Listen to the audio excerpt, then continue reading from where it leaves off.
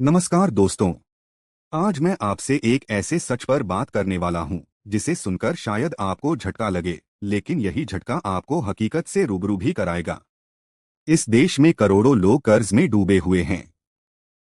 किसी ने घर खरीदने के लिए कर्ज लिया, किसी ने कार के लिए, किसी ने पढ़ाई के लिए, किसी ने बिजनेस चलाने के लिए और किसी ने बस जीने के लिए क्रेडिट कार्ड का सहारा लिया।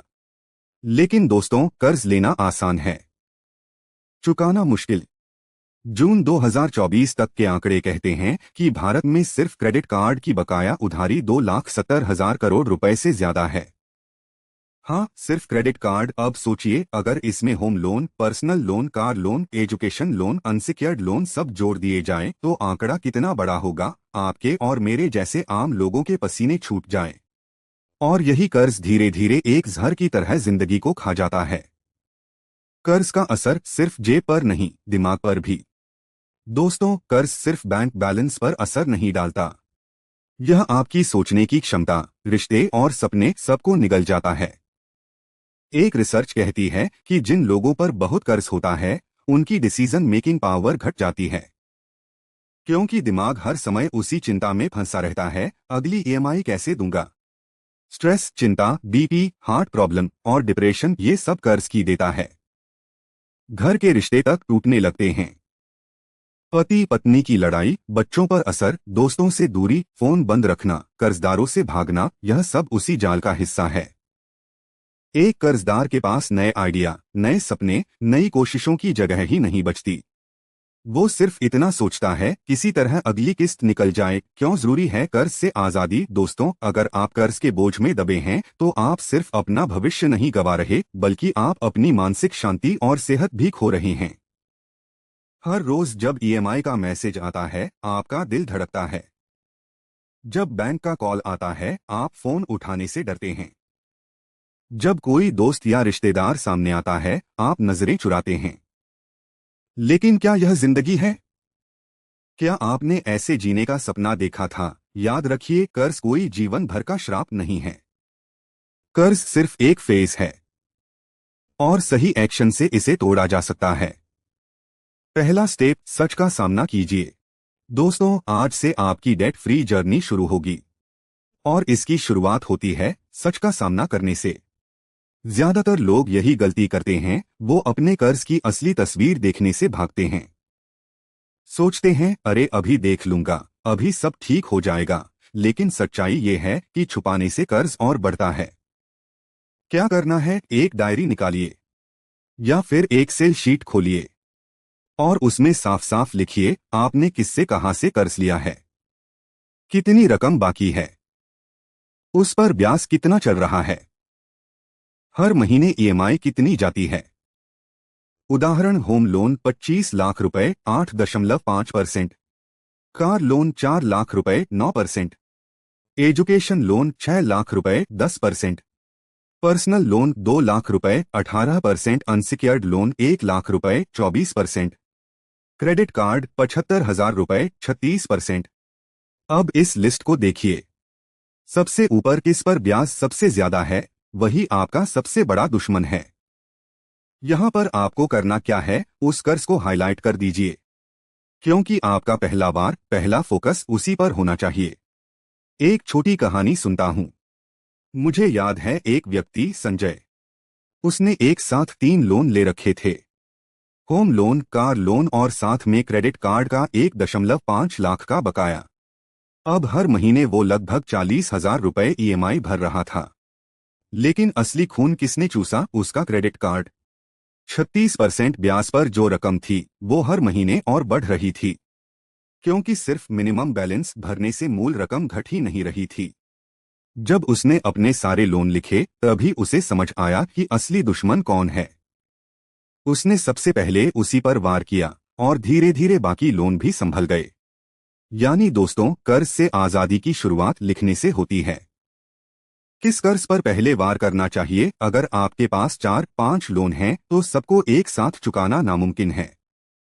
इसलिए एक स्ट्रेटेजी चाहिए। यहाँ 2 तरीके हैं। पहला, एवेलॉन्च मेथड। इसमें आप सबसे पहले उस कर्ज को खत्म करते हैं जिस पर ब्याज सबसे ज्यादा है। जैसे अगर आपके पास होम लोन 8% पर और क्रेडिट कार्ड 36% पर है तो पहले क्रेडिट कार्ड को निपटाइए। दूसरा स्नोबॉल मेथड, इसमें आप सबसे पहले उस कर्ज को चुकाते हैं जिसकी रकम सबसे छोटी है। मान लीजिए आपके पास क्रेडिट कार्ड 75,000 रुपए, एजुकेशन लोन 6 लाख रुपए, होम लोन 25 लाख रुपए। तो पहले क्रेडिट कार्ड वाला कर्ज खत्म कर दीजिए क्योंकि वो छोटा है और जल्दी खत्म हो जाएगा। कौन सा तरीका अपनाना है? अगर आप बहुत डिसिप्लिन्ड हैं और गणितीय फायदा चाहते हैं, एवलांच मेथड अपनाइए। अगर आप ज्यादा मोटिवेशन चाहते हैं, स्नोबॉल मेथड अपनाइए। लेकिन याद रखिए, किसी भी तरीके में आपको सिर्फ मिनिमम पेमेंट से काम नहीं चलेगा। आपको एक्स्ट्रा पेमेंट करना होगा, तभी फर्क पड़ेगा। तीसरा स्टेप, बजट बनाना और खर्च पर वार करना। दोस्तों, अगला बड़ा हथियार है बजट। सच ये है कि लोग करोड़ों रुपए कमाते हैं लेकिन फिर भी कंगाल रहते हैं। क्यों? क्योंकि खर्च की कोई लिमिट नहीं होती। अगर आप महीने के 30,000 कमा रहे हैं तो आपका खर्च 35,000 हो जाता है। अगर आप 1 लाख कमा रहे हैं तो आपका खर्च 1.2 लाख हो जाता है। यानी आमदनी बढ़ने के साथ साथ खर्च भी बढ़ता चला जाता है। क्या करना है? अपने महीने की सारी इनकम सोर्सेस लिखिए, फिर अपने सारे खर्चे लिखिए, फिक्स्ड प्लस वेरिएबल। फिक्स्ड मतलब ईएमआई, किराया, स्कूल फीस। वेरिएबल मतलब बाहर खाना, शॉपिंग, ट्रैवल, पार्टी। अब इन खर्चों पर तलवार चलाइए। बाहर खाना हफ्ते में 4 बार की जगह 1 बार कीजिए। नेटफ्लिक्स, प्राइम, हॉटस्टार, तीनों की जरूरत नहीं है, एक ही काफी है। ब्रांडेड कपड़ों की जगह सिंपल कपड़े लीजिए। ध्यान रखिए, हर 100 रुपए की बचत कर्ज चुकाने की एक गोली है। अगर आपने महीने में सिर्फ 5,000 रुपए भी बचा लिए और वो ईएमआई में डाल दिए तो साल में 60,000 रुपए एक्स्ट्रा कर्ज में जाएंगे। और यही 60,000 आपको लाखों का ब्याज बचा सकते हैं। चौथा स्टेप, इमरजेंसी फंड और हेल्थ इंश्योरेंस। अब आप सोचेंगे, भाई हम कर्ज में डूबे हैं, ऊपर से तुम बोल रहे हो कि बचत करो। हाँ दोस्तों, यह बेहद जरूरी है क्योंकि सबसे बड़ा दुश्मन कर्ज से बाहर निकलने का है अनएक्सपेक्टेड खर्च। मान लीजिए आपने किसी तरह 50,000 रुपए जोड़कर ईएमआई देने रखे थे और अचानक आपका बच्चा बीमार हो गया या घर में मेडिकल इमरजेंसी आ गई।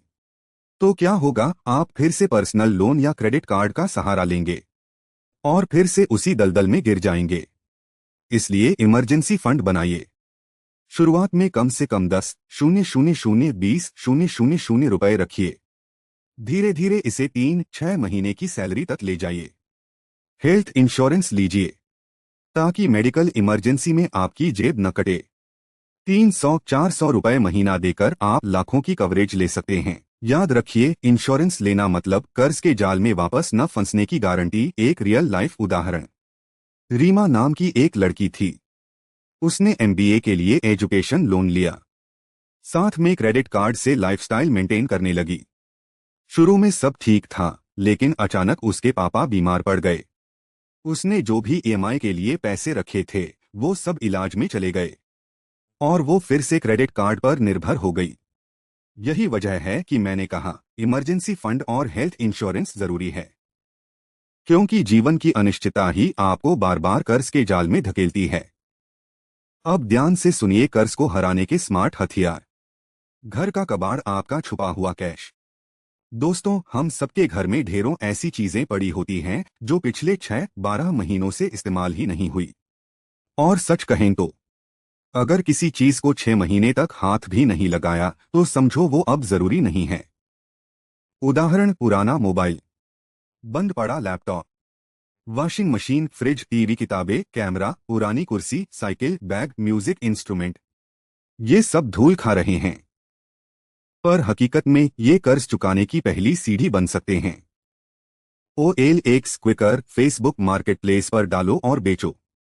कई लोग ऐसे ही कबाड़ बेचकर 30,000 जुटा लेते हैं और सीधा क्रेडिट कार्ड या पर्सनल लोन का हिस्सा चुका देते हैं। याद रखो, ये कबाड़ नहीं है, ये आपका छुपा हुआ कैश है।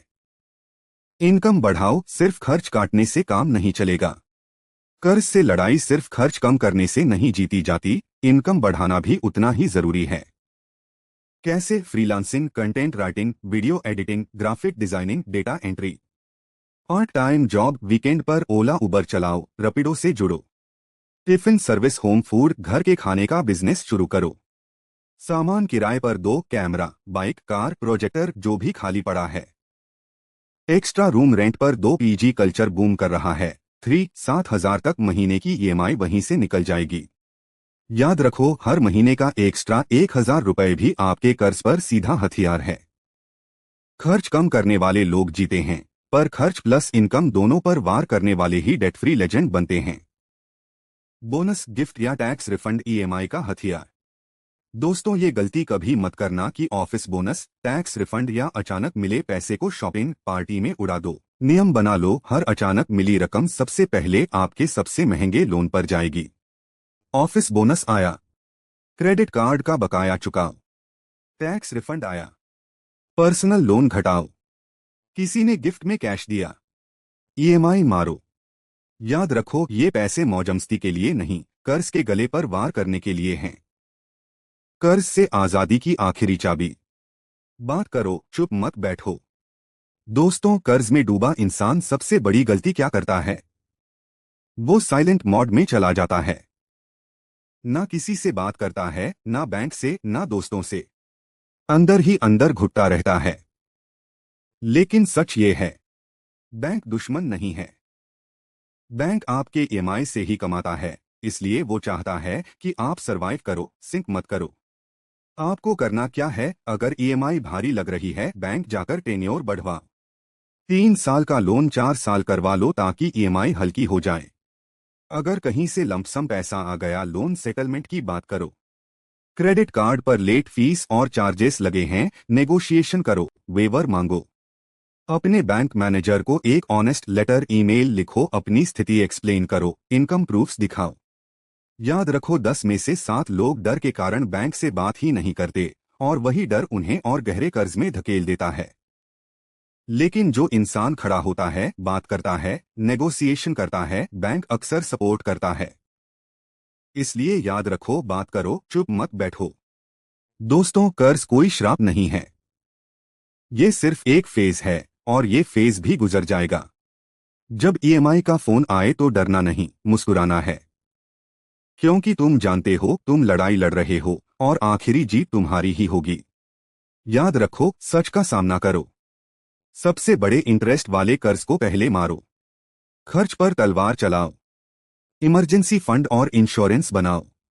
कबाड़ बेचो, इनकम बढ़ाओ। बोनस और गिफ्ट ईएमआई में डालो। और सबसे जरूरी, बात करो, चुप मत बैठो।